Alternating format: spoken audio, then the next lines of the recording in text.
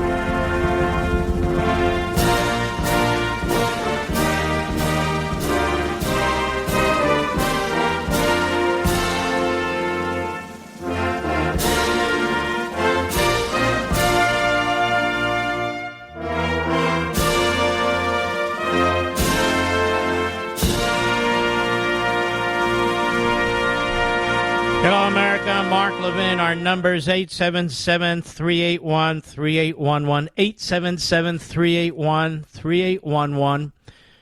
Thank my buddy Ben Ferguson for sitting in last night. These MiG-29s.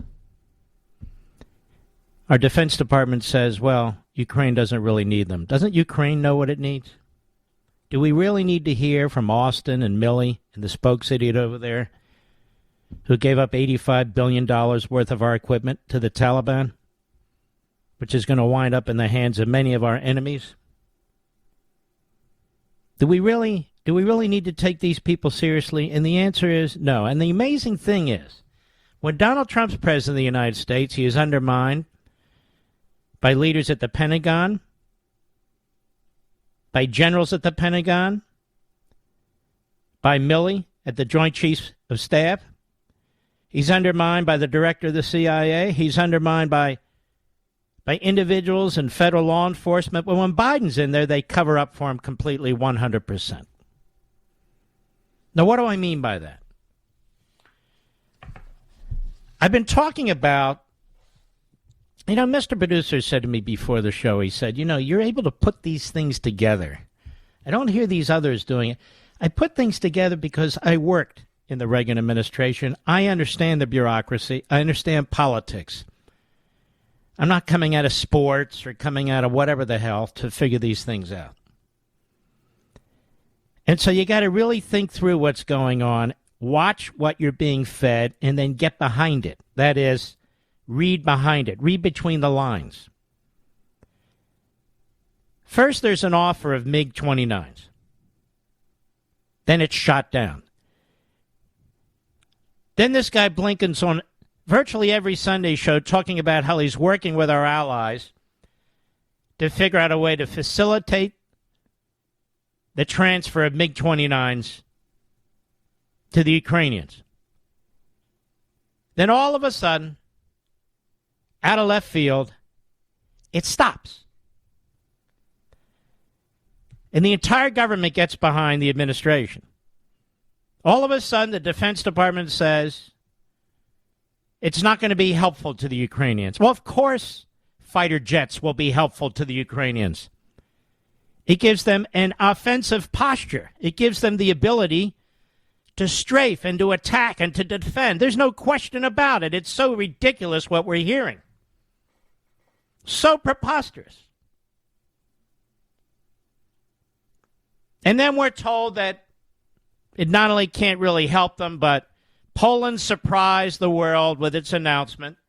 And besides, we don't want to escalate this into World War III.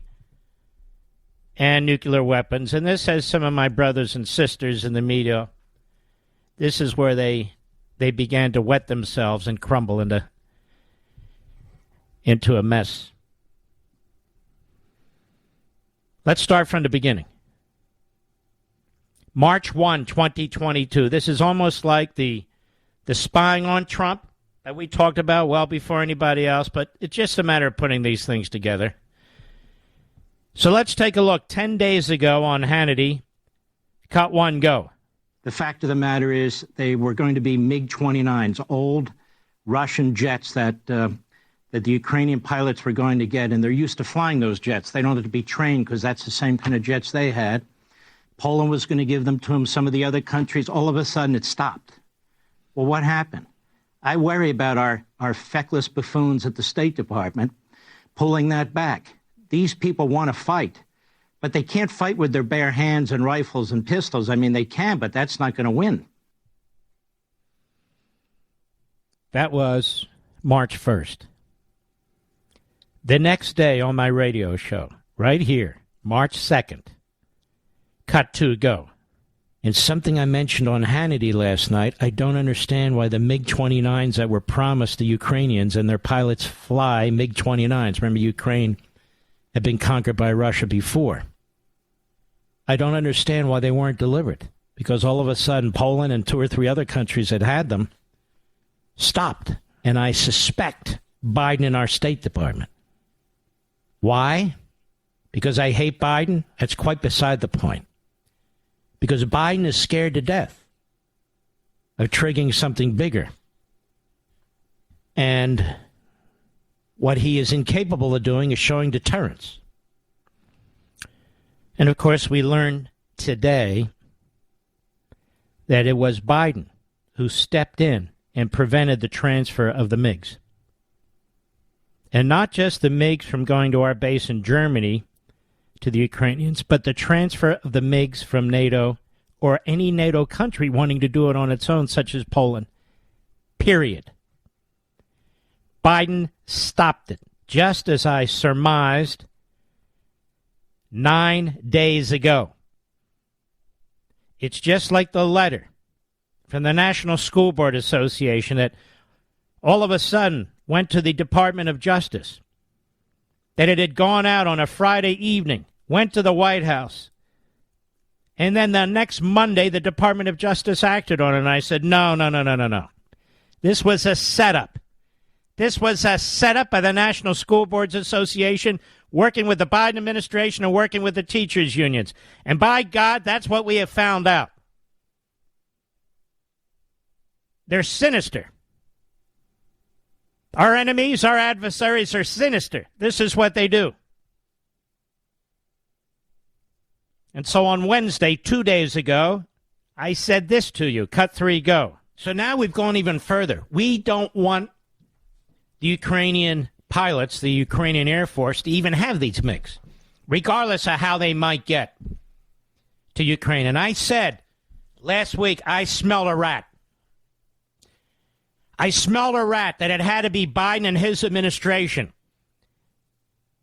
that reversed course originally, going from, yes, we want to get the MiG-29s into no, then later, yes, and now, of course, definitively, I think, no. But the first time it was no. And then Sunday, on the Sunday shows, Blinken's talking about how we're working with our allies to figure out how to work that out. No, they weren't. They were never going to give them the MiGs.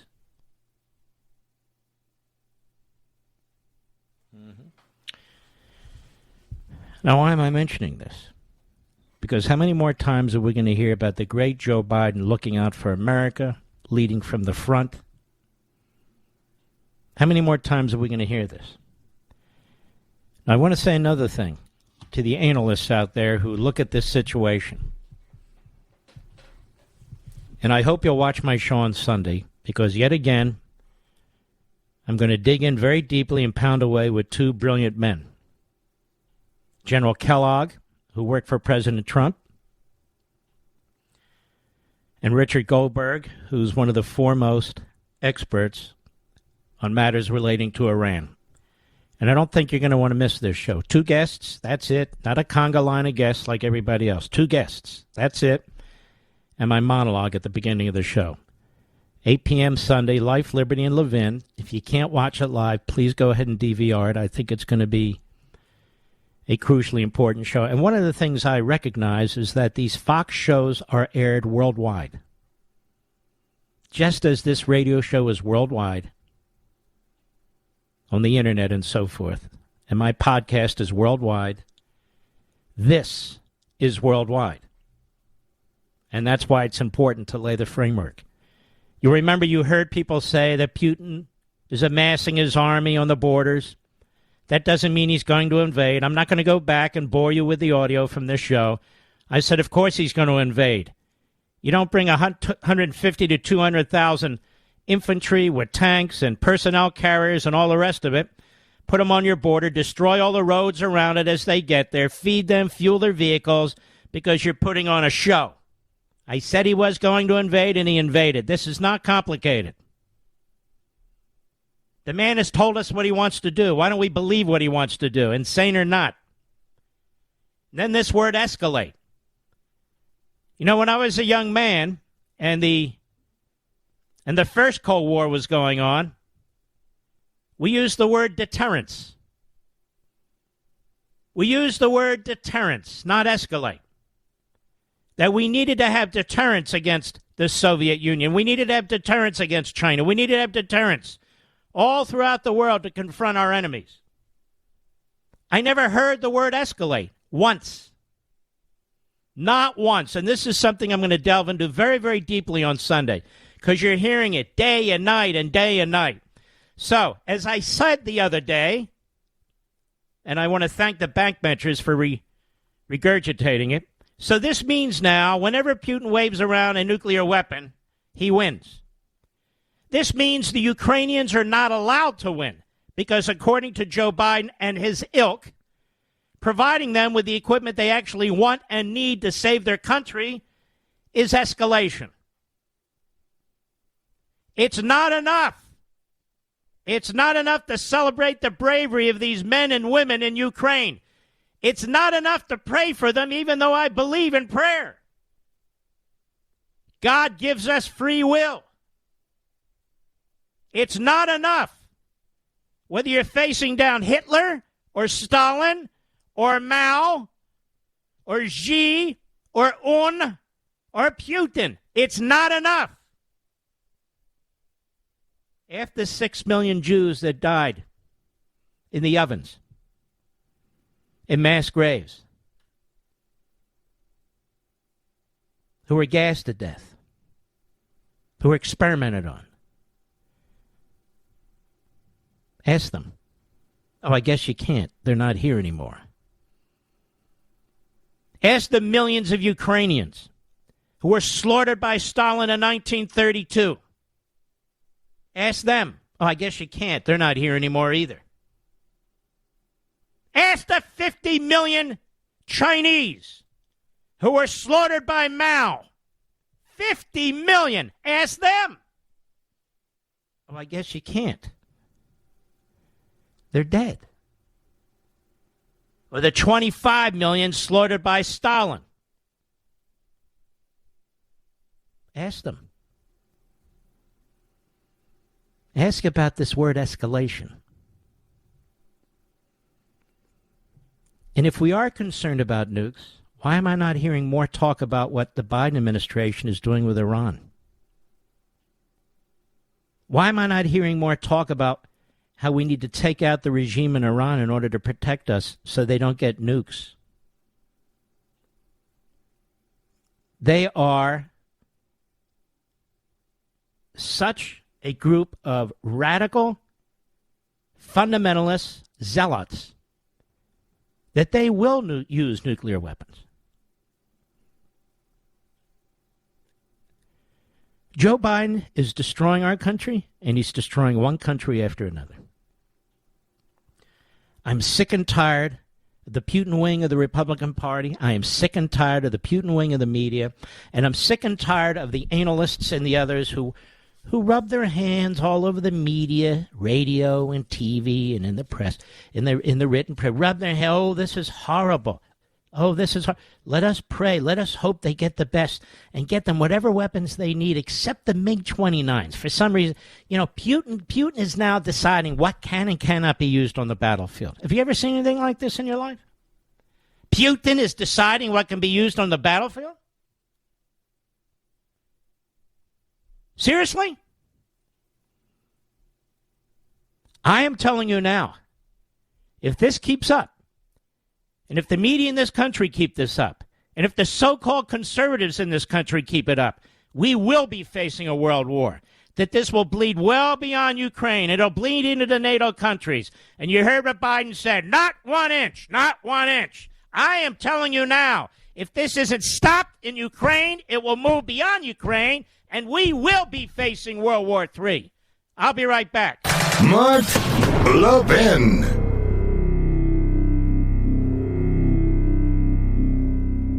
Folks, I have great news for you today. Hillsdale College, the college that's reaching and teaching Americans about the Constitution, is giving away free copies of this vital document, but only while supplies last. So claim your free pocket-sized Constitution right now at levinforhillsdale.com, Levin for Hillsdale.com.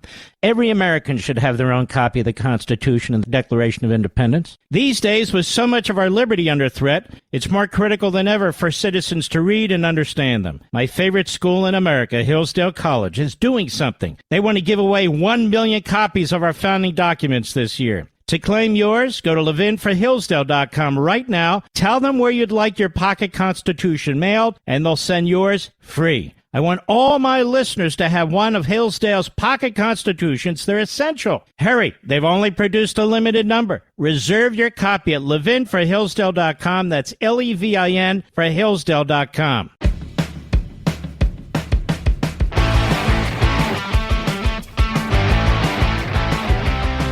Now we have a new argument from the Putin wing, or not even the Putin wing, the passive wing of the Republican Party, or should I even say the public spokesman for this position. I care about American interests first. I care about American interests first. So now they wrap themselves in the clothing of American firsters,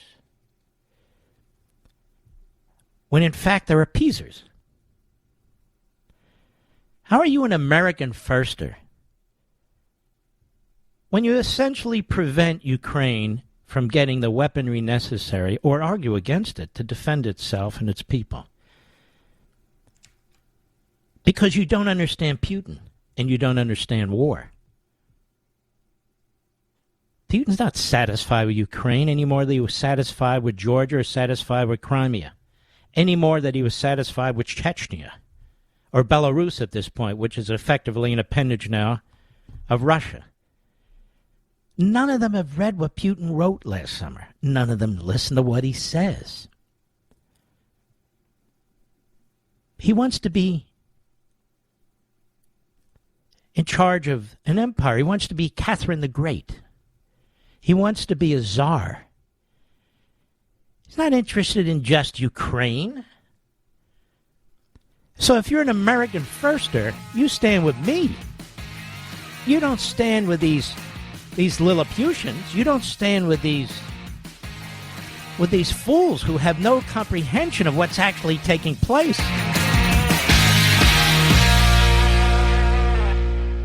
Folks, I have great news for you today. Hillsdale College, the college that's reaching and teaching Americans about the Constitution, is giving away free copies of this vital document, but only while supplies last. So claim your free pocket-sized Constitution right now at levinforhillsdale.com, Levin for Hillsdale.com.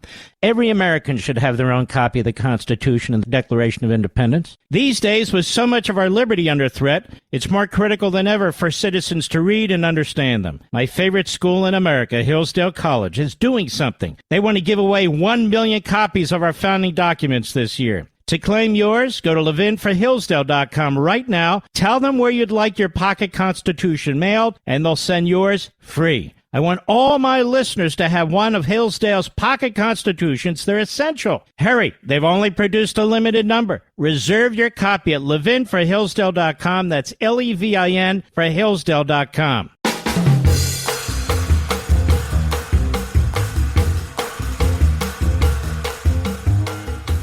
Nobody says it better than Mark Levin. I'll go with what Mark Levin said, because nobody could say it better. Call in now at 877-381-3811. You know, ladies and gentlemen, there was a ship of refugees back in 1939.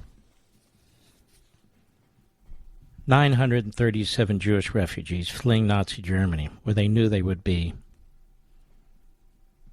extinguished.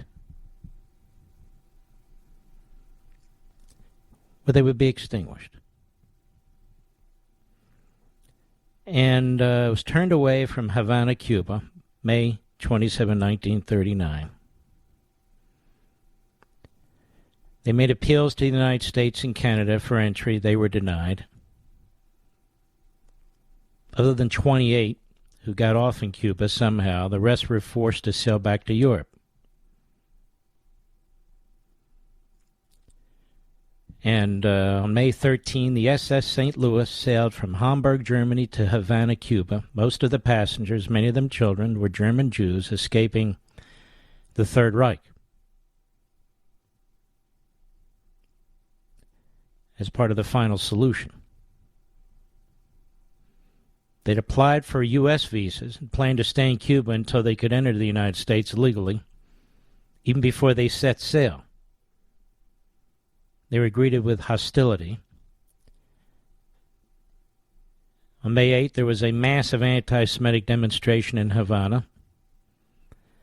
The St. Louis arrived in Havana on May 27. The Cuban government refused to admit 900 of them. So for 7 days, the ship's captain attempted to negotiate with the Cuban officials, but they said no. Then the ship sailed closer to Florida. Wasn't permitted to dock in Florida. Some of the passengers attempted to cable Franklin Roosevelt directly. He never responded. A State Department telegram stated that the asylum seekers must await their turns on the waiting list and qualify for and obtain immigration visas before they can be admitted. As a last resort, the St. Louis continued north to Canada. They rejected it too. Faced with no other options, the ship returned to Europe. There were other ships too. There were other occasions too. I've done a lot of research on this. I've done a lot of research on the New York Times and the media at the time and how they lied to the American people by admission and commission, often by censorship, and often at the request of Franklin Roosevelt and his administration. They had a war to win. There's no question about it. But there were also rail tracks and other things that could have been taken out, but they didn't take them out. People have written about this extensively today, talking about what should have been done or what could have been done.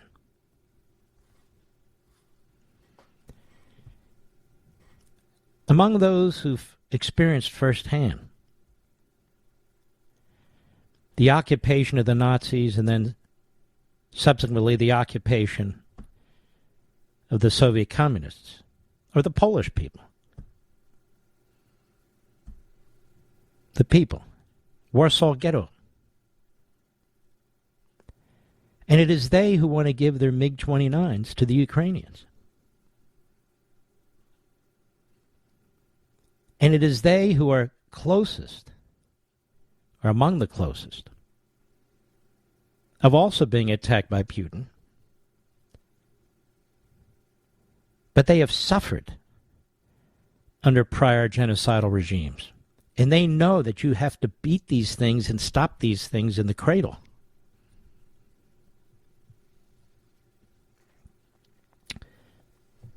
Joe Biden told them no, because you will start World War III. Let me tell you a little secret.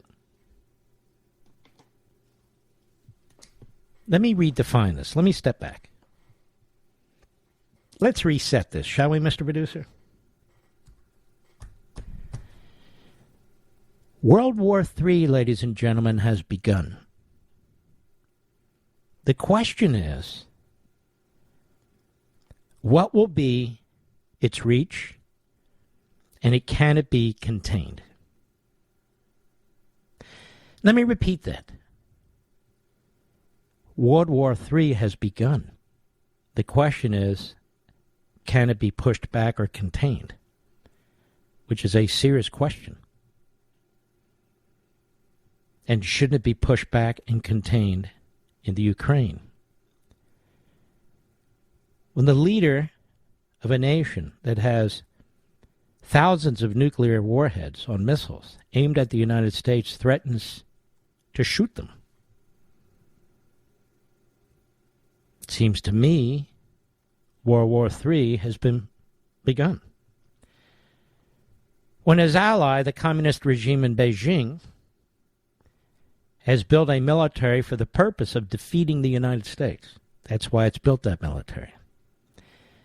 And has aligned itself with the regime in Moscow for the purpose of building an axis to defeat the United States.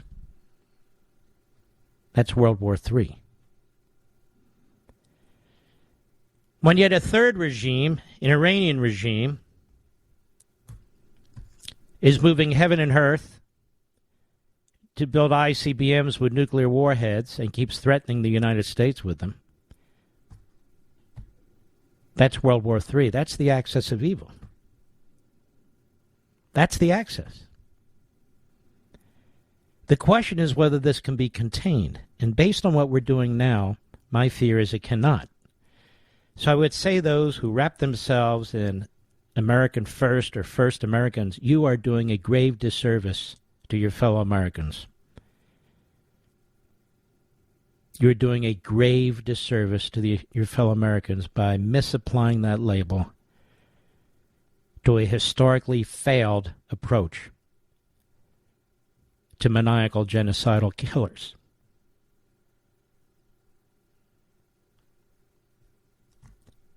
One day I fear your children and your grandchildren are going to look back on Ukraine and say, why didn't we give them the MiGs? Why didn't we give them whatever they needed to deal with this here and now and there to help save the Ukrainians and save much of the rest of the world?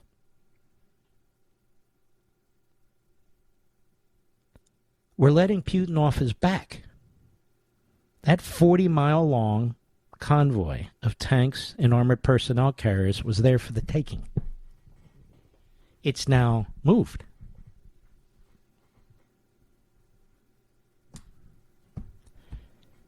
Now, does anybody here actually believe sanctions against Vladimir Putin is going to stop Vladimir Putin? Has it stopped Vladimir Putin? No.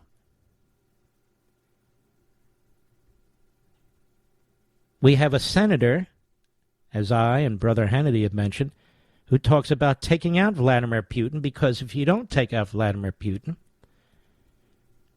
then you don't take out the head of the war machine.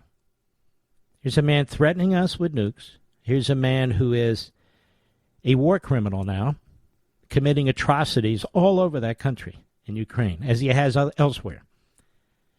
And we're told don't even discuss taking him out. Don't even discuss a third party taking him out. Why? Because you might escalate. He doesn't need us to act to escalate, ladies and gentlemen. He's doing perfectly well on his own. I hear David Petraeus on my favorite cable network. He sounded ridiculous, in my humble opinion, when somebody was there dared to criticize Biden. He said, it's very difficult. This is a very complex matter. Somebody has to make a decision, and that falls in his lap. So, give him a little space. No, General, he got space in Afghanistan. He's gotten space in Iran. He's gotten space on the border. He's a disaster. And why the friendly words and the cautions when it comes to Biden and the unhinged obsession with undermining another commander-in-chief, Donald Trump, who actually kept the peace?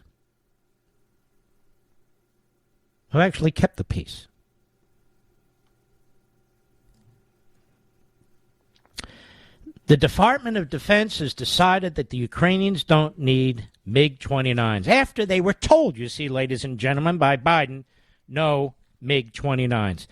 Here's Tom Cotton at a hearing yesterday. Cut 5, go. General Barrier, could you explain as an intelligence officer how Vladimir Putin might be A-OK with us transferring missiles that turn their tanks into burning piles of rubbish or shoot their jets out of the sky, yet transferring tactical aircraft is going to be unacceptable? Why is the latter escalatory and the former not escalatory?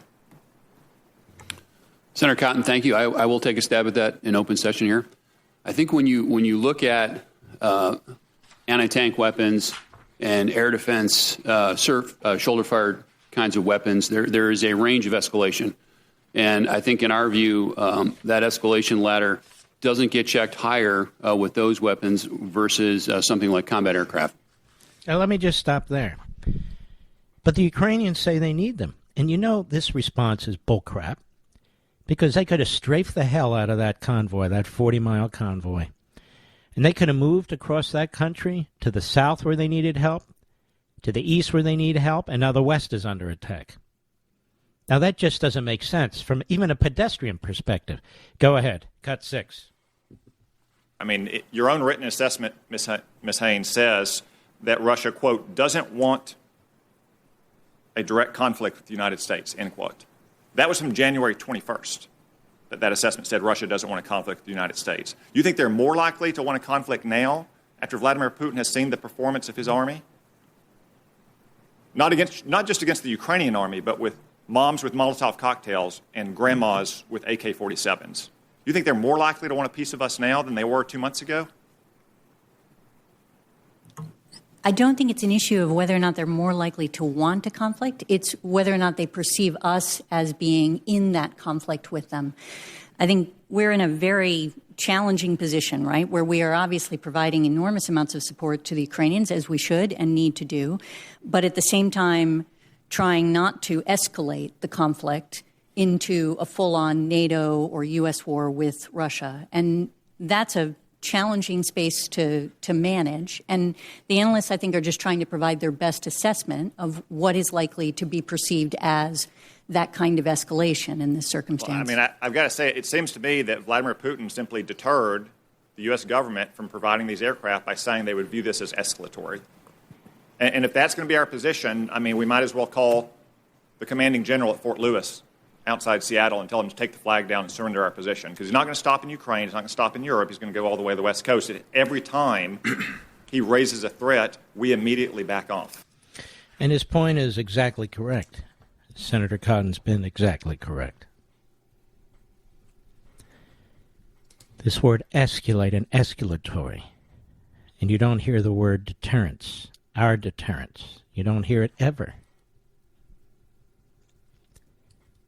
Ladies and gentlemen, this is appeasement. I don't care who is voicing it. I don't care if it's their best intentions. Wrapping it in an American firster is not going to make it any better. If you love your country, and you love your military, and you love your children and grandchildren, you don't want this thing to get out of control. And us helping the Ukrainians defeat, or at least stalemate the Russians, make sure it doesn't get out of control. Because Putin saw what happened in Afghanistan. Putin saw what happened with his pipeline. Putin saw what's happening with Iran now because Putin's doing the negotiation on our behalf. Putin sees in Biden absolute weakness. What happened, ladies and gentlemen, when Putin's military invaded Ukraine? What did our military do? What did it do? It stopped a year-long planned nuclear exercise because we didn't want to escalate or send any wrong messages. Oh, we sent the wrong message. He said Joe Biden is not going to do anything effective to stop me. Now, we may be proud of the fact that we're providing weapons and now and then seeing video of Russian jets being shot down and so on, but they are scorched earth now, ladies and gentlemen, the Russians. They are destroying that country one seat at a time. They're destroying those people who were just like us. They used to be in their homes. They used to go to work in their cars. They used to sit out at cafes. They used to be on buses. They are dying. They are being shot in the streets. They're being raped. They are refugees. They were free people. And it's not enough for us to wring our hands. I'll be right back. Mark Levin.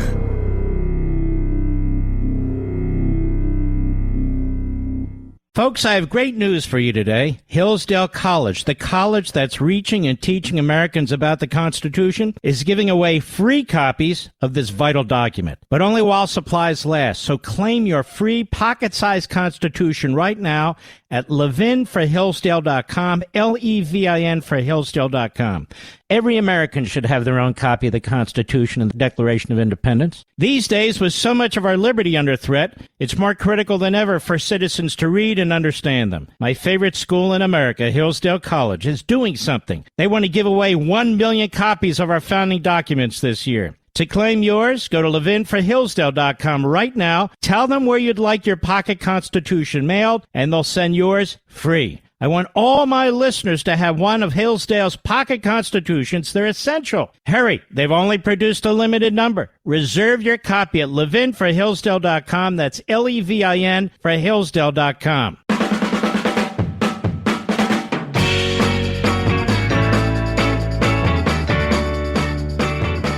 And you know, what's amazing to me is when you have Biden or Psaki or any of their spokes-idiots out there saying, we don't want to start World War III by providing MiG-29s to the Ukrainians. Why would you even say that? By completely cutting off any ability to give them MiG-29s or anybody to give them MiG-29s. Why would you make a statement like that, giving Putin room like that? Or if he brings up nuclear weapons, why do you respond by saying, we don't want nuclear war? Of course we don't want nuclear war, but why are you showing him how weak you are? And now they're saying he might use biological weapons. He might use chemical weapons. Well, you're giving him room to use biological and chemical weapons. Why do you keep saying that? What are you going to do if he uses them? We're going to cut off another bank? I mean, ladies and gentlemen, even the propaganda that's coming out of this White House is counterproductive. It is awful. It's weak. Really disgusting. We've got very, very important hours left. Inflation, the gas prices. Gee, do you know Putin did this? He did it way back in the summer. He did it way back when the Democrats went on a spending spree by trillions of dollars. We said they would create inflation. They created inflation. You don't have to be Nostradamus to understand this. A third-grade education in economics will do. I'll be right back. This segment of the podcast is exclusively sponsored by Pure Talk. Pure Talk offers great coverage and can save your family money on your wireless bill every single month. Go to puretalk.com to find the plan that's right for you. Thank you again for listening, and thank you so much for this sponsorship, Pure Talk. He's here. He's here. Now, broadcasting from the underground command post, deep in the bowels of a hidden bunker, somewhere under the brick and steel of a nondescript building, we've once again made contact with our leader, Mark Levin.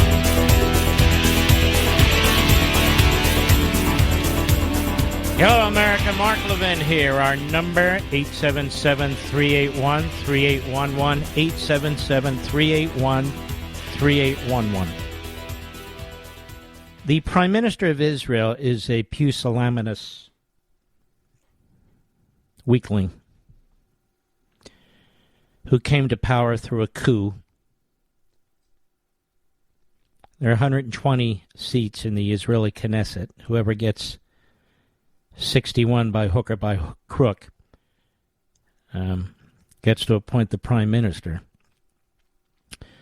And so Bennett ran to the right of Netanyahu, claimed to anyway, and then he cut a deal with the liberal to left wing and even the Arab parties to have a temporary position as Prime Minister of Israel, which will eventually have to give up and give to a leftist. And just like the United States, Israel has exactly the wrong people in charge at this time in history. They replace Netanyahu, who got far more, his party, votes than Bennett. In fact, if the election were held today, Netanyahu and his party would win in a relative landslide. And Bennett, he came to power with 5 seats out of the 120. 5 seats. As illegitimate of a prime minister as Israel's ever had. Why is that relevant to anything? This from the Jerusalem Post. Bennett advises Zelensky to surrender to Russia. Zelensky refuses. Now, this is written by a reprobate, no question about it. Somebody who I detest, because in my view he's so thoroughly corrupt and dishonest, intellectually and politically. But he actually may have fallen into the truth here. His name is Barak Ravid. Prime Minister Naftali Bennett told Ukrainian President Vladimir Zelensky that he recommends Ukraine take the offer made by President Vladimir Putin of Russia to end the war, which includes many Ukrainian sacrifices, in a phone call Tuesday. According to an official in Ukraine's government, according to the official, Zelensky did not take Bennett's advice. The source claimed that the phone call was initiated by Bennett. Quote, "If I were you, I would think about the lives of my people and take the offer," Bennett reportedly said. Zelensky's response was short. "I hear you," unquote, he said. According to the report, Zelensky and his people did not like the advice. Bennett told us to surrender, said the official. We have no intention of doing so. We know Putin's offer is only the beginning. The past 2 weeks, and especially since Bennett's visit to Moscow, the Prime Minister's office and Foreign Ministry have been claiming that Israel's mediation efforts forced them to keep an even more cautious and balanced approach. This message was also passed quietly to Zelensky's office. The official also said that Israel asked Ukraine not to request more military and defense aid because such a request could harm the mediation efforts. According to the official, however, Zelensky's office isn't seeing results from the mediation. He said that Bennett isn't mediating so much as he is functioning as a mailbox and just passing messages between the two sides. According to him, a mediator needs to try to put together a compromise between the two sides and make his own offers. We don't need a mailbox, said the official. We have enough of those. If Bennett wants to be neutral and mediate, we would expect to see him appoint someone to work on it day and night and try to get a compromise. Ukrainian officials believe that Bennett's involvement in diplomatic efforts comes from his not wanting to take a clear stance regarding the Russian invasion from fear that it will harm Israel's ties with Russia. I agree with that. I agree with that. And as you know, well, thank you. I had dropped my wedding ring, believe it or not, in a trash can. And my stepdaughter, Jenna, dug in and found it. Thank you. No problem. You went trash dumping. We have a lot of trash. We have a lot of trash. Well, thank you, young lady. I appreciate it. No problem. My wife does not want me without this ring, nor do I. Thank you. All right, so folks, I don't think this would be going off if Benjamin Netanyahu was prime minister. No way. But this is what happens when you have a Biden as president of the United States or a Bennett as the prime minister of Israel. This is what happens. No clarity. Now, Israel is taking in a large number of refugees. But that's not my point, is it? No. I call them as I see them. On Tuesday, Ukrainian ambassador Yevgeny Kornikuk is expected to meet with Knesset Chairman Mickey Levy. The official said that Kornichuk intends to make clear to Levy that the only option as far as Zelensky is concerned is a video speech in the Knesset plenum and not a Zoom call which will only include a few MKs. If the Knesset does not happen, Zelensky's looking at other options. I mean, he's spoken to the United States Senate. He's spoken to Parliament. Now let us hope he'll be able to speak to the Israeli Knesset. And if not, you folks in Israel, your government, the way it's set up is utterly corrupt. You knock out a Netanyahu for a guy that doesn't have 5 members in the Knesset. That's what's wrong with the parliamentary system, by the way. That's what's wrong with democracy, little d, as opposed to republicanism, little r. And that's the truth. I'm not a special pleader. You know what I am? I was going to say I'm not a special pleader for Ukraine, but I am. I don't even know anybody in Ukraine. I don't even know if I know any Ukrainians. It doesn't matter to me. They're the victim. They're the David trying to defeat Goliath. And you'll hear every excuse in the book, every spin in the book, every piece of propaganda in the book. Oh, America first. Well, of course America first, you idiots. You idiots on TV and radio? That's what I'm talking about. Putin pushes through Ukraine, then we're going to have a world war on our hands. I believe we already do, by the way. The question is whether it's going to be short-lived, that is truncated, or is going to be contained. And let us replace the word escalate with deterrence. Peace through strength. Our deterrence. Putin is seeing weakness by what he sees at our Pentagon and the Pentagon idiot spokes idiot. He sees weakness out of Psaki's big mouth. He sees weakness out of denture face. That would be Biden. He sees weakness all over the place.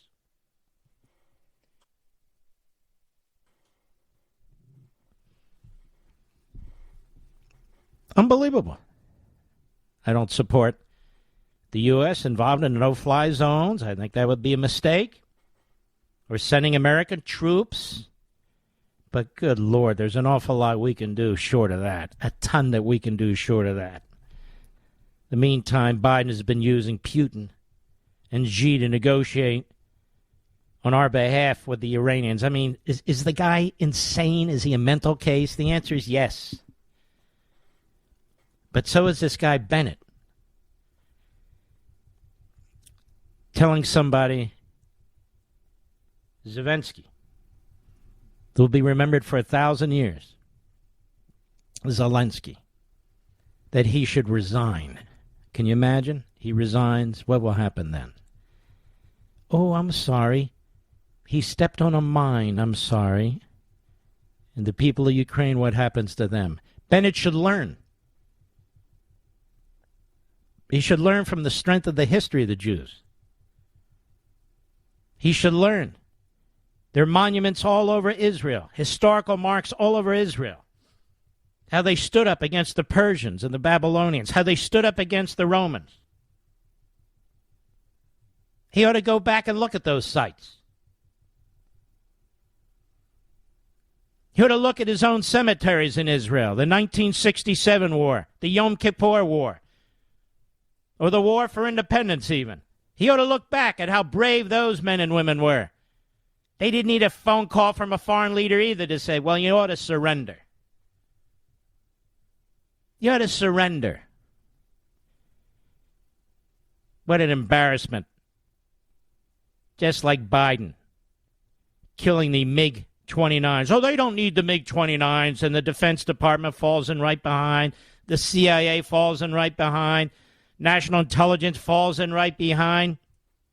The media fall. Well, they said they don't need the MiG-20, but they said they do need them. Of course they needed them. They could have strafed into oblivion that 40-mile-long tank convoy. They could be hitting these artillery sites by air. They could be hitting them rather than sitting ducks in the city and be, well, they have 10,000 Molotov cocktails. That'll be good. They'll be using Molotov cocktails. Let me ask you, ladies and gentlemen, 1 month ago, these people were free people. They were walking around their cities the way we walk around ours. They had jobs. They had families. They had homes. They had 3 squares. They had fresh water. They had pets. They had lives. They had religious events and so forth. Now they're dying. They're running for their lives. They leave everything behind. Molotov cocktails. That's the last of the last. The way this war is being defined is, well, these people are brave and they'll fight with Molotov cocktails to the end. Ladies and gentlemen, they might, but they're being slaughtered. And we're doing very little about it.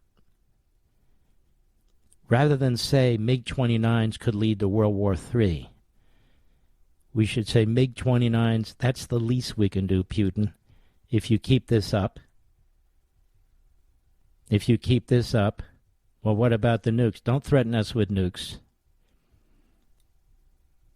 Remember what President Reagan said to Un, Rocket Man, in North Korea, Mr. Producer, when he said he had a red button? Trump said, I have a red button too, and it's much bigger than yours. Oh, how dare Donald Trump say that? Remember when Ronald Reagan called the Soviet Empire the evil empire? Oh, my God, he's going to cause World War III. He destroyed the Soviet Union. No. I'll be right back. Mark Levin.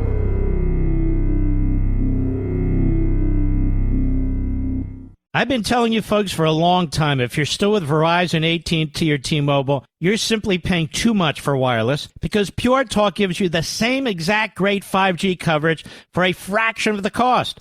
But don't take my word for it. Listen to what Christopher from Grand Forks, North Dakota has to say. Said, I used to be a Verizon customer before switching to Pure Talk, and I absolutely love it. Pure Talk has the same great service that Verizon does and a little over half of the cost. And I got to keep my phone. Thank you for being such a great company. Folks, you should join me and make the switch. Right now, get unlimited talk, text, and 6 gigs of data for just $30 a month. So do this. Go to puretalk.com, find the plan that's right for you. Then this month, enter promo code Levin Podcast, that's Levin Podcast, and you'll save an additional 50% off your first month. That's puretalk.com, promo code Levin Podcast.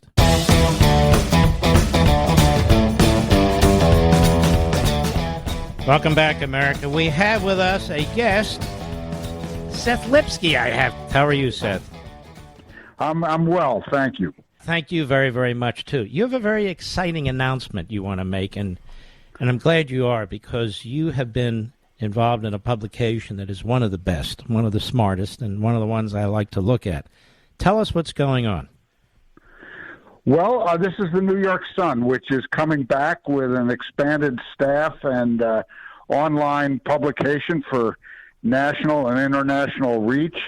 I'd like to think of it as the paper for those Americans who've lost faith in some of the other mainstream or leaning leftward papers. The Sun is one of the oldest and most distinguished papers in the United States. It was the first modern broadsheet in the late 19th century, and a Republican paper, conservative, limited government, honest money, constitutional basics, the stuff that you write about. We're the only paper around that supports a convention of the states, inspired partly by your wonderful book on that. And those kinds of issues, honest money, reform of the Federal Reserve, and the monetary reform more broadly, And those kinds of issues are our issues. You know, Seth Lipsky, the New York Sun, as you say, that is a very, very old newspaper in terms of its foundation. But newspapers today, to actually come back, to breathe life back into a newspaper, very, very important newspaper, that is really relatively rare. So how did you do this? You know, I don't remember a day in my life when I didn't intend to start a newspaper in New York. I spent 20 years on the Wall Street Journal. I then became editor of the Forward. But the big general interest paper I finally turned to was the New York Sun, and when I discovered that its trademark was dead and no longer in use, which makes it public property, I filed for it, and we were off to the races. We had a print edition for the first 8 years of this century, and then we folded the print edition and retreated to online only, but without a lot of capital. And then I sold the paper to a new company in which I own just a small part, but remain as editor, led by a wonderful fellow called David Afune, and he's got Your Views and you know, although we don't think of ourselves so much as right and left, as really basic constitutional principles that we look at the world through that prism. And I feel the same way about that, by the way. I don't understand this right-wing stuff. Now, Seth, it's not just New York, right? The whole country listening to this program, if they want to read the New York Sun and get information and opinion that way, where do they go?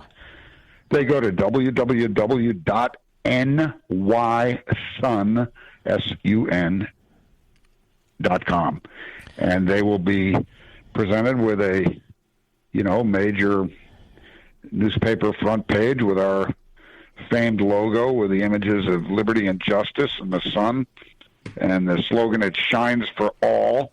And we do things that other papers don't do. And I'll say. We do some of the things they do, the basic news, but also some of the other things. Right. Some of the other things, like you tell the truth, that helps. So when people listening to this program, millions of you out there, folks, you really bookmark. If you want to get information New York Sun, each day. nysun.com. nysun.com. Yep. nysun.com. Now, folks, if you really want to really get some really smart writing and very intriguing and compelling, and the news, I would argue this is one of the sites you must check out, as I do. NY Sun, like the sun in the sky. nysun.com. It's that simple. This I'll call it, this media outlet, this newspaper has been around really forever almost in this country. So, Seth Lipsky, we wish you all the best, my friend, and we're going to have you back where we're going to jump into some of these issues, okay? I'd love to. I love your writing on the Constitution. You're really fabulous on that most important beat, so I'd love to come back. Thank you, Seth. God bless you, my friend. It's a wonderful man and a wonderful operation he's got there, folks. Check it out. I'll be right back. I've been telling you folks for a long time, if you're still with Verizon, AT&T, or T-Mobile, you're simply paying too much for wireless because Pure Talk gives you the same exact great 5G coverage for a fraction of the cost.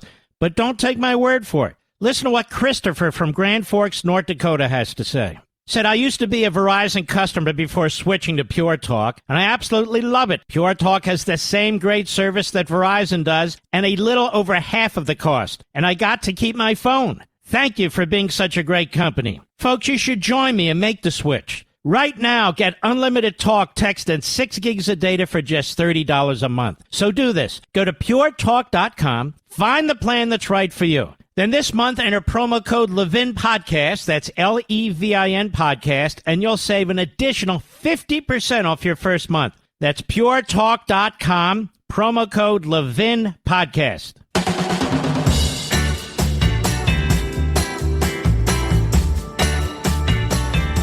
This is Radio Free America on the Mark Levin Show. Call now, 877-381-3811. Folks, I want to hit a couple of domestic issues here. The tyranny of this January 6th committee knows no bounds. It is a runaway rogue operation conducted by the DNC and Nancy Pelosi, and, of course, the full backing of the corrupt media. And now they're leaking things, and they're getting experts to comment on the likelihood of Donald Trump being indicted. They are subpoenaing information from anyone and everyone who objected to the results of the election on constitutional or other grounds. They have subpoenaed records from the Republican National Committee on donors. So this is an effort to get their nose under the RNC skirt. This is an effort by this committee to destroy Trump, his supporters, the Republican Party. And that's why Cheney and Kinzinger are so detestable. Because they are the Stalinists that they claim to repel. They are the Stalinists. This committee even asked for Stephen Miller, our old friend, actually young friend, but our friend.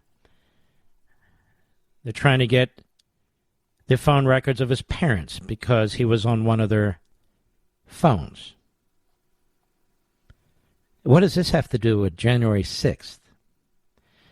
And so the abuse of power by the Democrat Party, the use of our resources, this is typical. This is how they did the impeachments of Trump. This is how they made the coup efforts. This is the Russia collusion, our tax dollars. All these people are the ones who should be going to prison.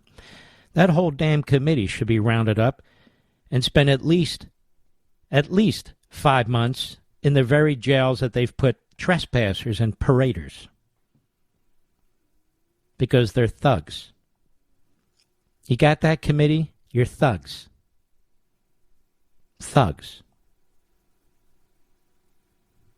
They could listen to what I've said on the radio all these years, Mr. Producer. What do you think of that? That's true.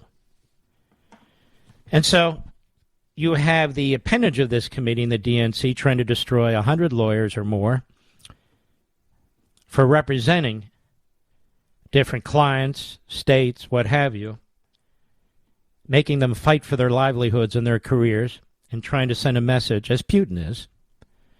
And so you can see the totalitarian mindset of this committee. Totalitarian mindset of this committee, trying to destroy anybody in its wake. And now these articles about, well, Trump may be subjected to indictment. Now, the only people who should be indicted are the people on this committee. People should be indicted is Nancy Pelosi. Yes, I think so. Notice none of her records are subpoenaed about what she did on that day or before. None of her records are subpoenaed about her business activities. No demands for her tax records or the tax records of that big slug husband of hers. No demand for the tax records of her son who's been sleazing around like Hunter Biden. None of it. All goes one way. I even have good friends coming up to me and saying, Trump was the greatest president, but I wish he wouldn't run. I wish he wouldn't run. We'll get all the negatives and not enough of the positives. Maybe many of you think that way. He'll do what he wants to do. I also think he'd be great running again and winning. So people are intimidated all over the place because they know what the press will do. And they're figuring, But let me tell you a little secret. They would do the same exact thing to DeSantis, to Cotton, to Cruz, to the rest. The same exact thing. They will bring up past quotes, and they're trying to take out guys like Hawley and so forth. So trust me on this when I tell you they will do exactly the same thing. There's no doubt about it in my mind. Is there in yours, Mr. Producer? This is what they do to Republicans. So inflation? Does war cause inflation? Does war in Ukraine, the invasion, cause inflation? Well, why would it? Why would Russia attacking Ukraine cause inflation?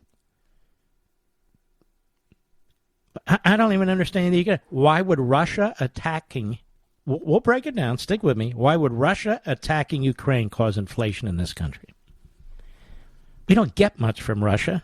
We don't get much from Ukraine. And our economy is massive compared to their economies, even combined. Russia's economy is about the size of the Texas economy.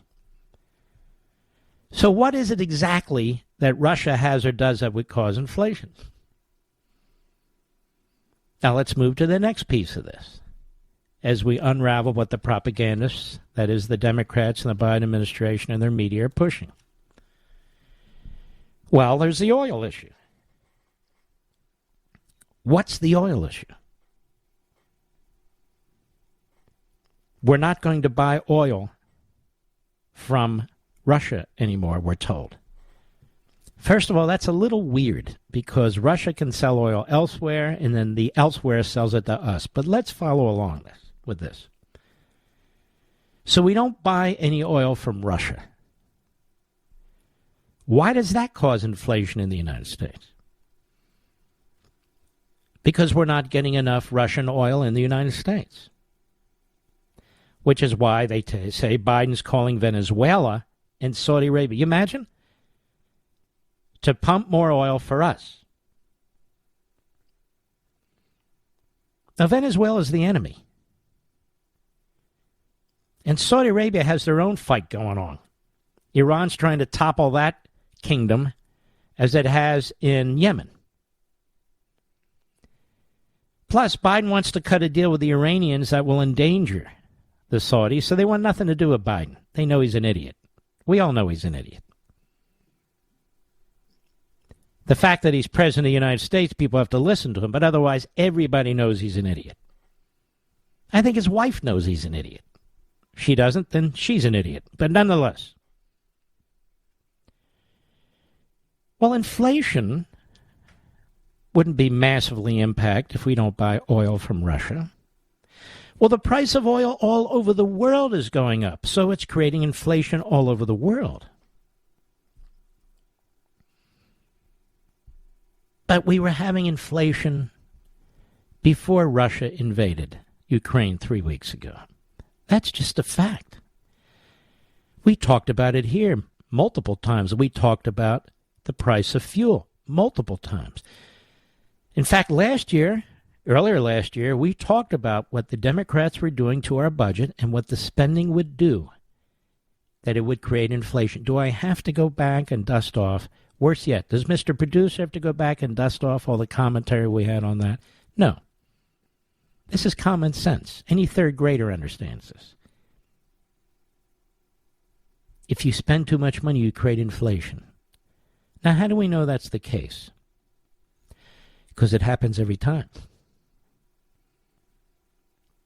It happened in the 60s and early 70s with Lyndon Johnson and then later Nixon. It happened with Carter and the Democrats. Massive inflation. It happened prior to that, earlier in the century. And I can go on and on. You look internationally. The Weimar Republic. Inflation. Why? Too much spending. They started printing. This has been going on a long time in our country, and in particular, in recent times like never before in our history.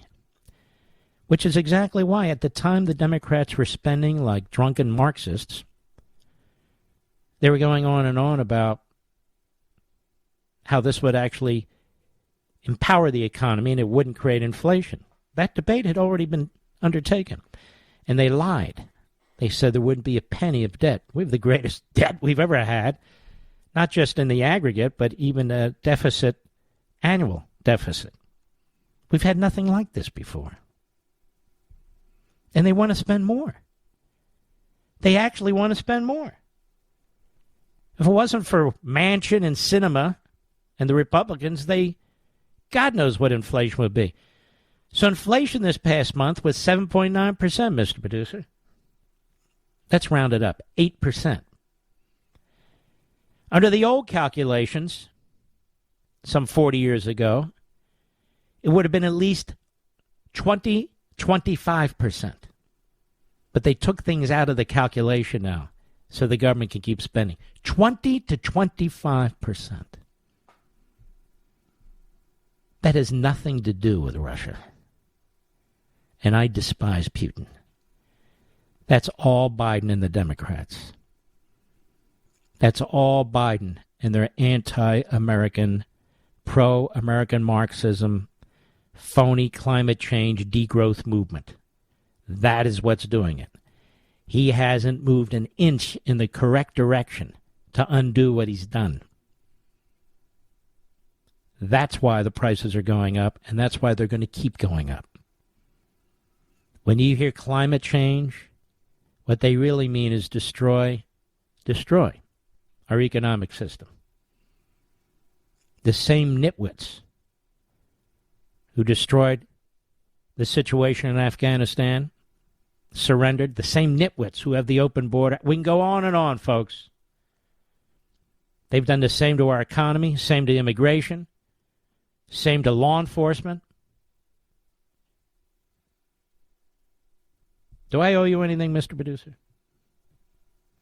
Then I'll be right back. Mark Levin.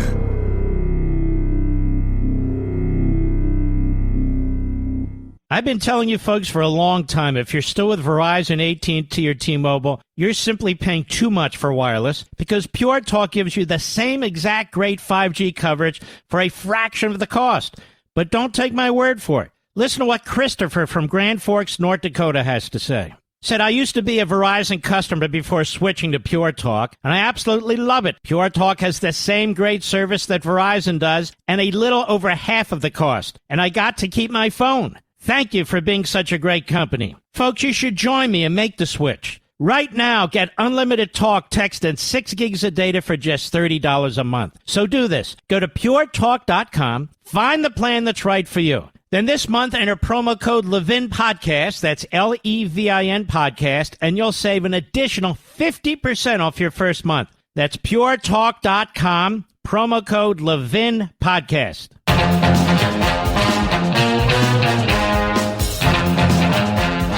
Salinas, California, the great KSFO, Gregory.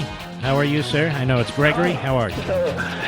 Happy Friday, and the world's best bumper music ever. I mean, I've just been jamming the entire time I've been waiting. So thank you very much. Bro. So, yeah, I love it. It's every song. Jerry Reed, I can't believe you played that. Yes. I'll make it quick. Going to. I was watching the UN, the Russian rep speak. We'll go to Ukraine, and I'll be quick about this, and hopefully it's not too glib. The Russian rep speaking about the U.S. Chemical weapons labs in Ukraine. Blah, blah, blah, blah, blah. Right after that, the Albanian guy got up and said, it's all nonsense. The Russians lie, and that's the way it is. So you go look at that on YouTube. It's pretty amazing. And by the way, they're not our labs. They were the Soviets' labs. Absolutely. We understand that, and that it's a total ruse on the part of the Russians. Now, in the screenplay in my mind, I'm sort of thinking about this.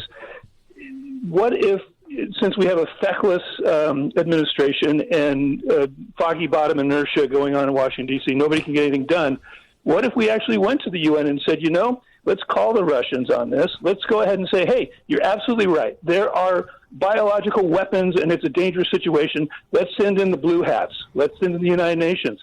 Immediate ceasefire for the Russians, have them pull out because we have to do this. So you're moving it from a regional conflict to past a NATO conflict into an international thing where basically the UN, which is... So you bring the UN in through the back door. You have the blue helmets there who basically observe their navals. They're kind of in the way. That way you bring in more countries, you're saying. That's actually a very interesting idea. Well, it pulls an end around because then everybody basically has to say, okay, I'm either for Putin or I'm for Ukraine. That situation. And if you have a bunch of people staring at their navals, there's going to be a lot of cameras on that as well. So you have a situation where there's that much more observation, and basically, the Russians have to either admit to their own lies and their own aggressive stance, or they're going to have to kind of back out. And it might be the off-ramp that could work for Putin. I mean, obviously... I don't think the UN would do it, but I do think it is a good way to expose Putin further and put the UN to a good use. You know, get them off their focus on Israel and their anti-Semitism, at least for a few minutes. And their anti-Americanism, for that matter. Good call, my friend. I appreciate it. Well, ladies and gentlemen, I shall return. Ladies and gentlemen, I want to ask you a question. Did you know withdrawing your cash from the bank can be very risky? That's right. Banks are now required to spy on us for the government, and they report any behavior they think is suspicious. It's true, and I was shocked when I read The Secret War on Cash from Swiss America. The new war against cash is really a war against the Constitution, against all freedom-loving Americans. So you need to read The War on Cash. Get your free copy by calling 800-630-1492, 800-630-1492, or visit SwissAmerica.com. Now, this war on cash is growing daily and also includes all forms of digital money. Please get and read The Secret War on Cash free to my listeners by calling now, 800-630-1492, 800-630-1492, or visit SwissAmerica.com. He's here. Now, broadcasting from the underground command post, deep in the bowels of a hidden bunker, somewhere under the brick and steel of a nondescript building, we've once again made contact with our leader, Mark Levin.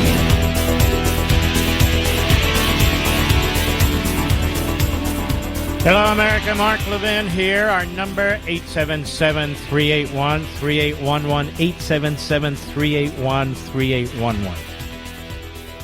You know, the Hannity Fox show, to me, is a real tradition. I really enjoy watching it. Why do I enjoy watching it? Because his traditional values are my traditional values. Obviously, he's one of my best friends, but I don't have to watch his show. And that's why I appear on his show, when I appear on any show. And he's been a patriot on that network and elsewhere for over a quarter of a century. And he brings on fantastic guests, and his opening monologues are really, really compelling to me.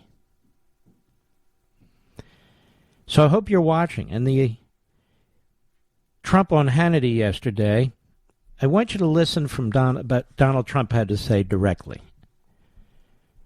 and why it is that he was such an outstanding president. Cut 22, go. What do you think of this, that Biden is now trying to revive this Iranian nuclear deal? Ironically, sadly, Russia is brokering the deal, apparently along with China, and that would pave the way for importing oil from the mullahs and Iran. Now, I thought the last deal was dumb. To me, this one's dumber. If that deal happens, you can say that's very potentially the end of Israel. I don't think Israel can allow it to happen, and this country can't allow it to happen. When I terminated that deal, that was such a bad deal. First of all, it was a very short-term deal, but it gave them a very open pathway to having nuclear weapons, and you cannot let Iran have a nuclear weapon. But it will be the end of Israel, in my opinion. And I've been pretty good at prognosticating and pretty good at predicting what's going to happen. If you look at the record, it's covered all night long. But it'll be a very bad blow. I don't believe that Israel can allow that to happen. That's right. And it'll be very, very difficult for Israel, given its current leadership and given how powerful Iran has become. Just Biden is destroying one country after another, and he's weakened our country. More from President Trump to Sean Hannity. Cut 23, go. Would you have provided planes to Ukraine now that they're showing a willingness to take on Putin and fight? Well, I would have done it a lot differently than they've done it. And what they've done is just terrible. Back and forth between the United States. Look, Biden, every time he gets up, he says they are a nuclear nation. He should say we are a nuclear nation. And, you know, I rebuilt our whole nuclear arsenal. Stronger, bigger, better than ever before. It's better and it's bigger than Russia. He should say, we are a nuclear nation and we don't want war and we don't want to wipe out anything to do and we don't want to wipe out Russia. This is the way he should be talking. Instead, he's saying we don't want war. We're not, you know, he doesn't talk about our nuclear capability.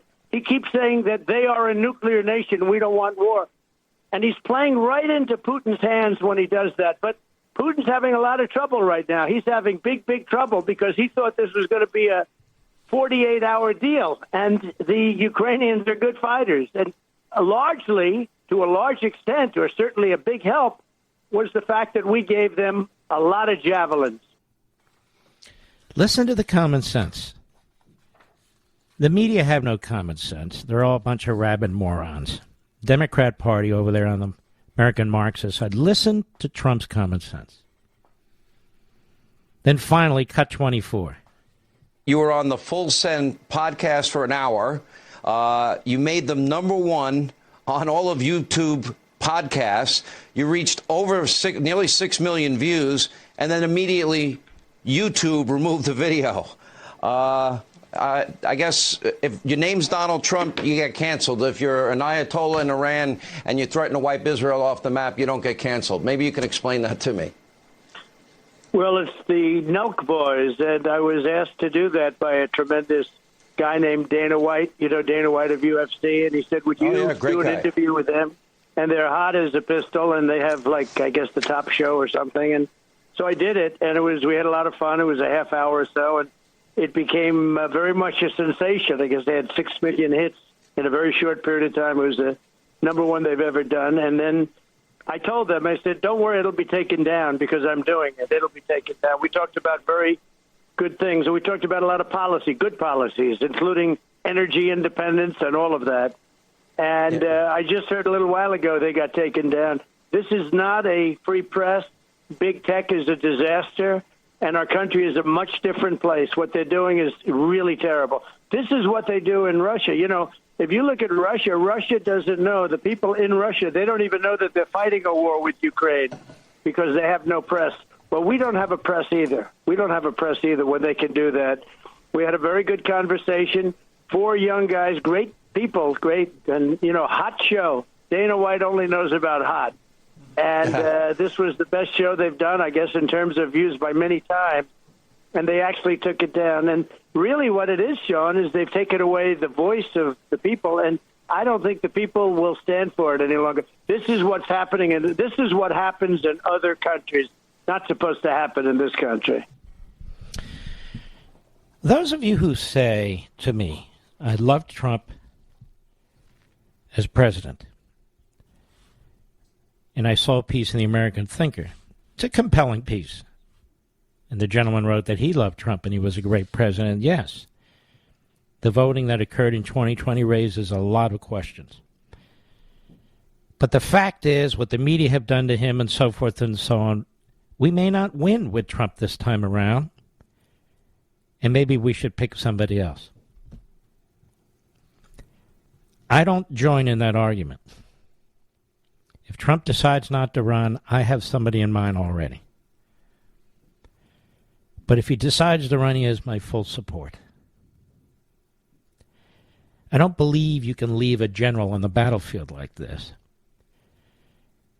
And just like the media and the Democrats and the rest of them, you cannot bow to this kind of treachery that's going on now with the January 6th committee, that's going on with the Democrats in Manhattan, the Democrats in Albany generally, the Democrats in the House of Representatives, the Democrats in the media, because they will chew up the next guy and spit him out, because I don't think there's many human beings that could withstand what Trump did. So think that through before you jump to that conclusion, is my view. You just heard how sensible this man is. Why are we talking about their nukes, he says? Why are we talking about our nukes? See, he knows how to position things. You would never hear him say, we're going to start World War III, so I'm not... He may think it. He may say it to his advisors, but he's not going to announce it. And I think he would have allowed those fighter jets. And one of the people I'm speaking to this Sunday on Life, Liberty, and Levin is General Kellogg, who advised Donald Trump. And I'm going to inquire about all these things with him, too. So I think it'll be very, very important to hear what he has to say. And one of the nation's leading experts as the second guest on Iran and what Iran's up to with Russia, China, and quite frankly, this administration. You need to hear about these things. Very, very, very, very important. If you can't listen live on Sunday, then I hope you'll DVR the program. We were number one last Sunday. The Sunday before that, we were preempted. The Sunday before that, we were number one. And that's not because of me. It's because of you. And it's because I allow these guests to speak. It's a totally different format. It's a long-form interview format. I don't have 20 guests, and I don't speed through it. We take our time and try and tackle these tough issues. And there are a lot of these issues. I'll be right back. Mark Levin.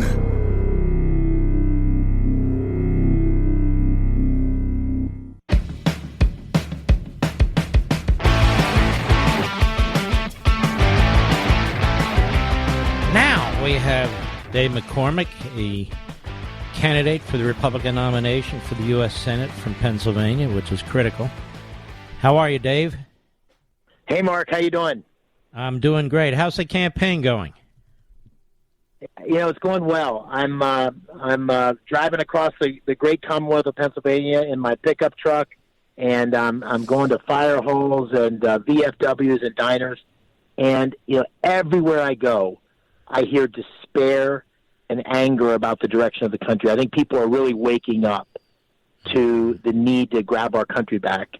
And I think they noticed that the stakes couldn't be higher, and that there's not time. They need leadership in there where they can hit the ground running, and there's no time for on-the-job training. So I'm getting lots of good validation as someone who's a combat vet and spent a lot of my life, almost a decade, fighting the communists, whether they're Chinese communists or Russian communists, and someone who's got experience going head-to-head with China and Russia, and sort of has an understanding of the crisis we see at this moment, and someone who's built businesses and created jobs and experienced firsthand the damage government can do and is doing at this moment. And then finally, someone who's not beholden, but committed to really radical change. I think people are fed up, and they want some people in Washington who are going to make a real difference. Well, look at this issue of inflation, Dave McCormick, where we have Biden blaming Putin. Now, I despise Putin, but inflation was occurring before Putin invaded Ukraine. I mean, how are we ever going to get this thing under control if we don't tell the truth? Yeah, I think this spin on gas prices and this spin on inflation that the Biden administration is doing is so duplicitous. And let's face it, we have inflation because of the unbelievable fiscal surge that's taken place under the Biden administration.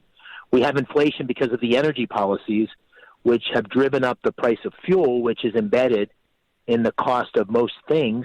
And we have inflation because of easy monetary policy, which should have led President Biden to replace Jay Powell. And that accountability rests squarely on the shoulders of the president, and we didn't have this problem under the last administration, and we've taken a very dangerous turn in economic policy that needs to be changed. Now, you worked at Treasury for a period of time, so you do understand these issues, correct? I do, yeah. I mean, you know, I'd say I've got a good combination of someone who's been involved in economic policy at the highest levels of our government and understands what's going on and understands the need to really project and advance U.S. interest abroad. But I also know economic policy for someone who's built businesses and created jobs. And you know, that's important because you realize how quickly and easily the government can screw things up.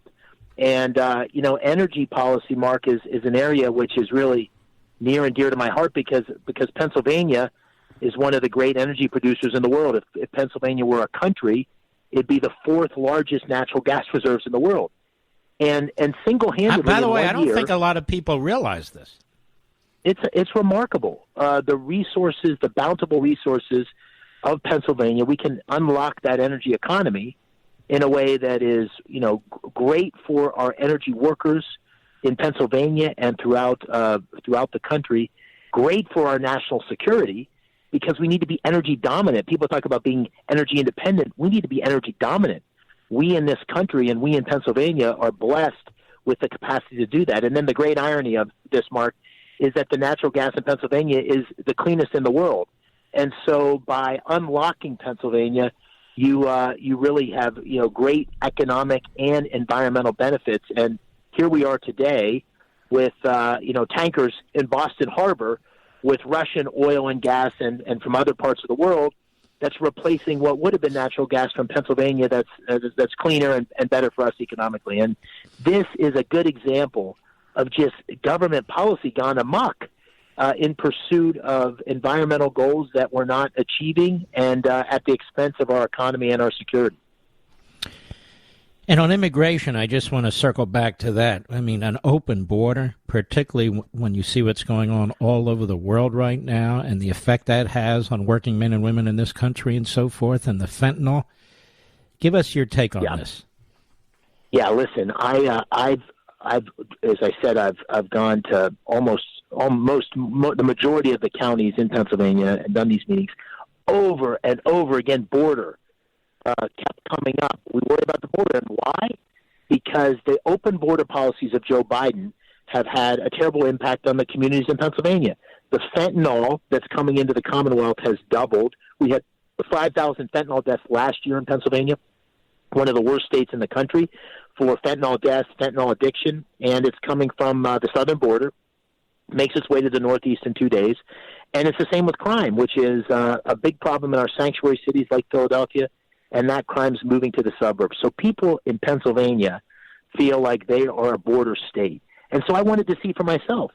So about 2 weeks ago, maybe 3, I went to Yuma, and I spent a day on the border. It's a 152-mile strip. I suspect you've been there, Mark. And I met with the Border Patrol, the sheriff, the mayor, the farmers on the border. And however bad it looks in the pictures on television, it is worse.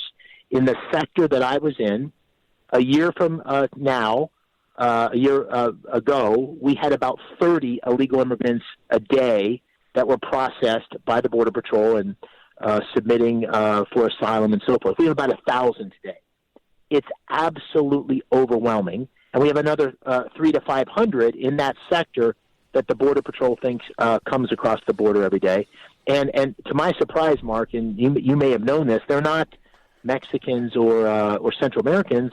More than half of them are from other parts of the world, Uzbekistan, Russia. And they come because this is a way into our country. They're mostly managed by the cartels. It has huge national security implications, has huge implications for the drug trade in our country, the prostitution rings and so forth, all enabled by an open border policy that is shameless and irresponsible in every way. And as bad as I thought it was honestly worse when I saw it up close and personal. And just a final point on this, I said to someone in the Border Patrol, I said, well, I'm assuming, if we could wave a magic wand, what you need is more money. And they said, we don't need more money.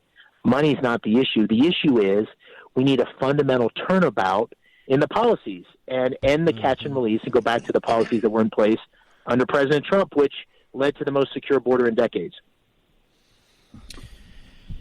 Now, your view, Dave McCormick, of Biden using Russia and China to negotiate another nuclear deal with Iran. What do you make of that? Yeah, I think it is so emblematic of something that I know you said and I said it at the time. But when Biden orchestrated the debacle in Afghanistan, which was absolutely a humiliation for America, it was a incompetence, it was a lack of accountability. It invited tyrants around the world to test us.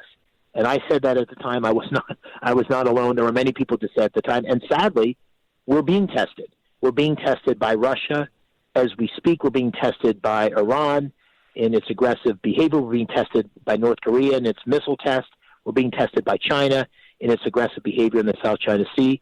And it comes from a naive view, almost a random walk through the world in terms of the Biden foreign policy, there's no framework, there's no projection of strength, there's no consistency in tone and the way we apply power, like you and I both experienced during the Reagan administration, and where you served and I served, and we've seen many times since, including under President Trump. And so that fecklessness in our foreign policy is represented in what you're just saying. Well, Dave McCormick, I want to hold you over briefly after the bottom of the hour. We have a hard break. Just hang on. We'll be right back.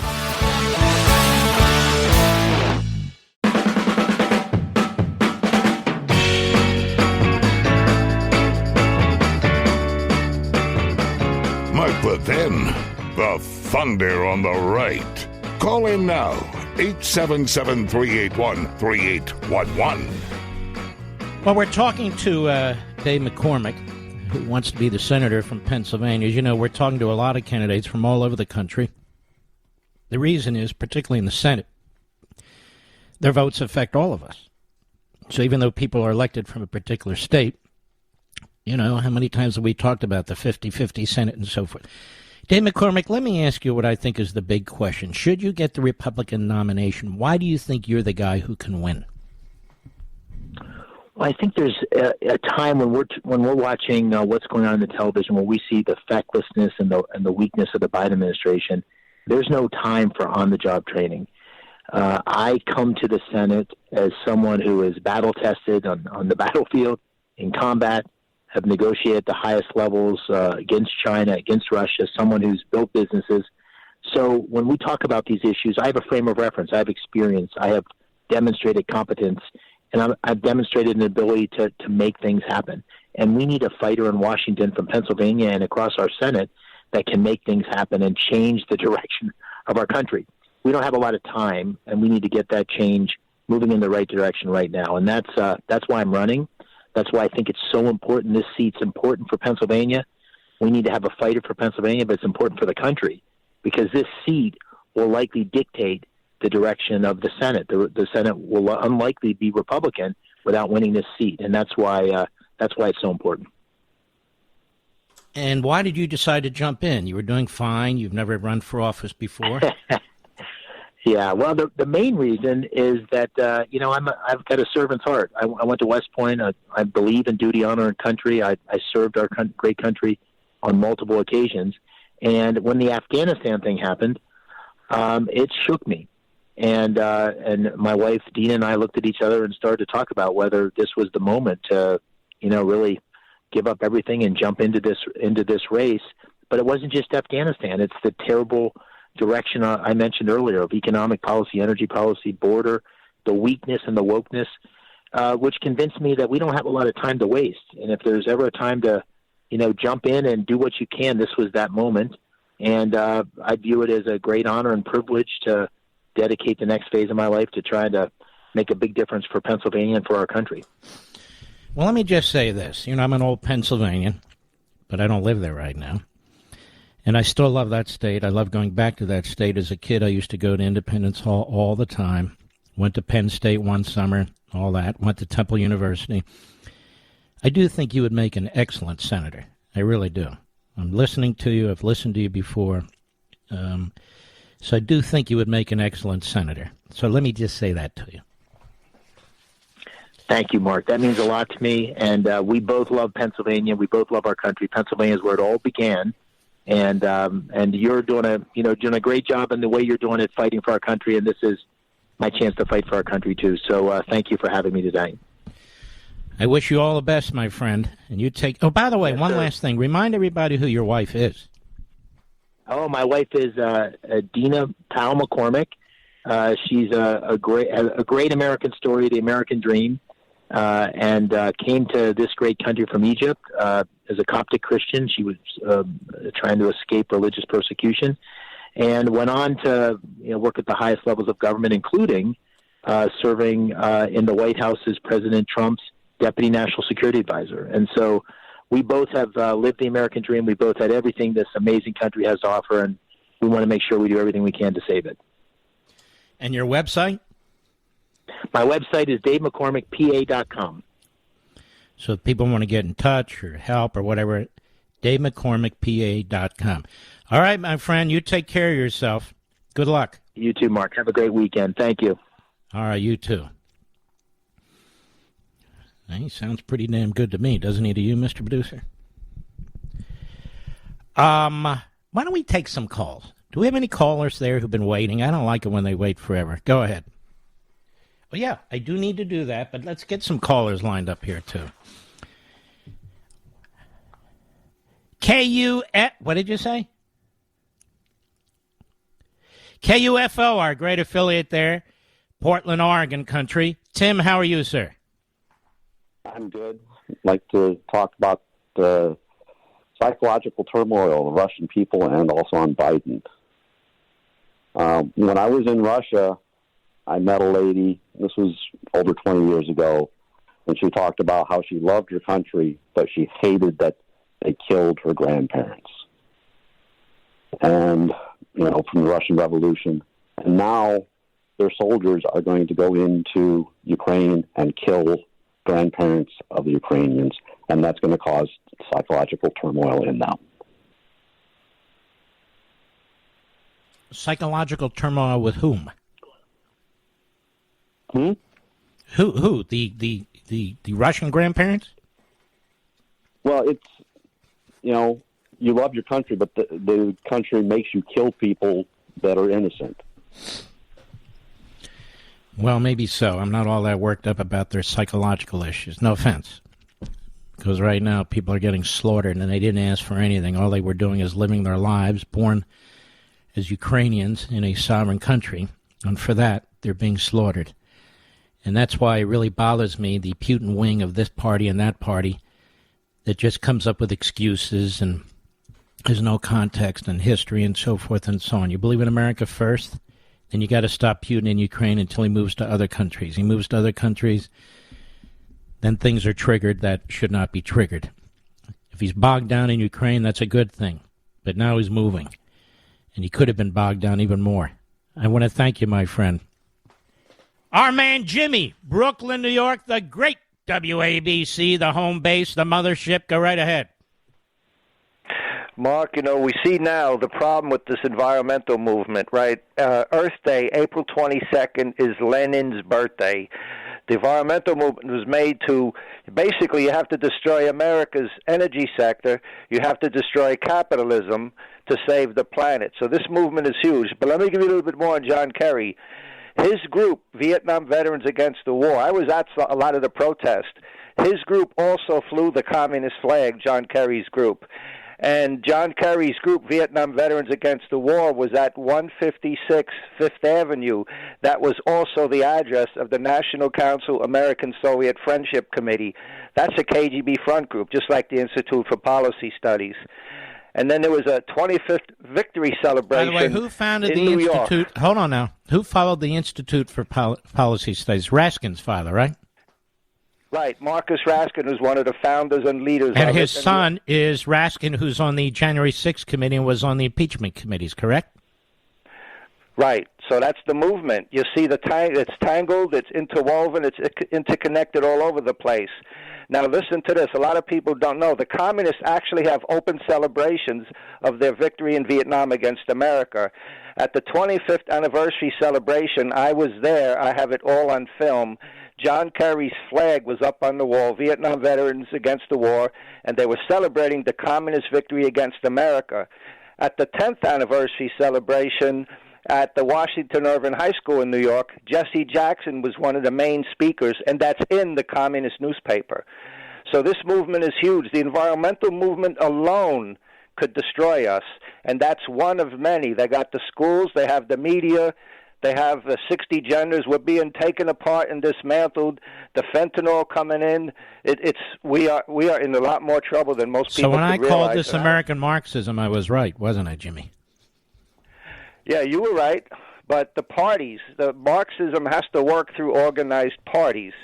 So those are the various Marxist and communist parties. They were all pulled together, and they got into the Democratic Socialists of America, and that now is consolidating their hold in the Democrat Party. So it looks like Biden is actually coordinating with Putin. You could see there's some similarities here. Well, I'm sure the boys on the payroll. Jimmy, thank you. We'll be right back. Mark Levin.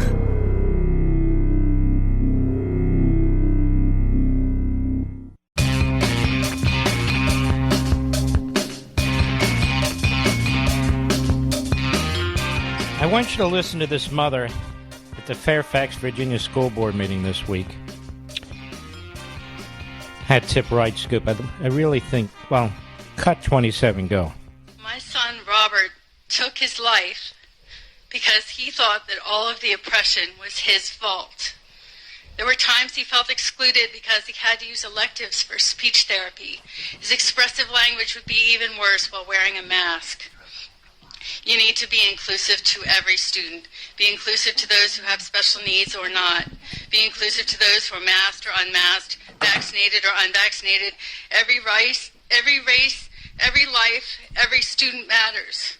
No one wants you to stop teaching Black history, but please do not do it in a way that makes his life worth any less. My son was not responsible for everyone's problems. His success does not mean anyone else had to fail.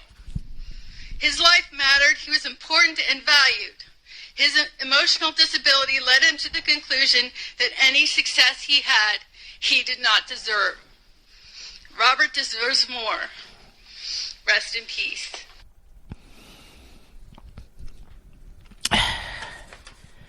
This is what these school districts are doing to people. Abusing our children with propaganda, racism, sexism. Just abusing these kids. I've never seen anything like this. I have never seen anything like this. The extent to which these kids are abused like this. And it's happening everywhere, with almost no exceptions. And there you have in Florida a brave governor who's trying to put an end to all this, and then he's accused of attacking gay people. He hasn't attacked any gay people. This is our media. This is them working with the Democrats and these front groups. DeSantis hasn't attacked any gay people. He didn't say you can't say the word gay. I mean, how ridiculous is this? Just terrible. I've got others here, too, of mothers. I've got one from the Ukraine. Begging for more help. Begging for more help. We have a lot of talkers in this field in media. They'll talk you to death, but when it comes to lifting a finger, they oppose it. It's just unbelievable to me. Every week, in your honor, America, here we go.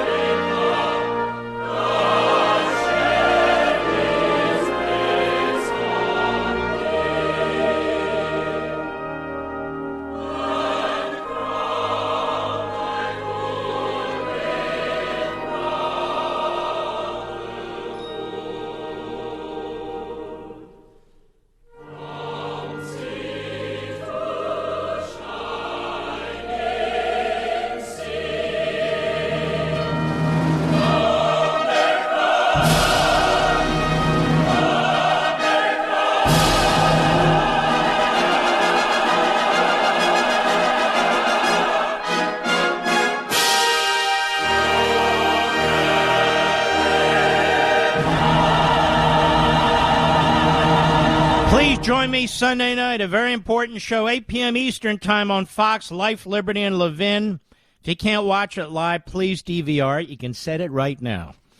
We salute our armed forces, police officers, firefighters, emergency personnel, our truckers, and we stand with our friends in Ukraine against the Russian onslaught. Good night, Spritey. Good night, Griffey. Good night, Pepsi. Good night, Smokey. Good night, Zelda. Good night, Gigi. And good night, my little Barney. Stay strong, ladies and gentlemen. I will see you Sunday night. I'll be back here on Monday. Good night, Dad. Good night, Mom. Good night, Leo. Good night, Joe.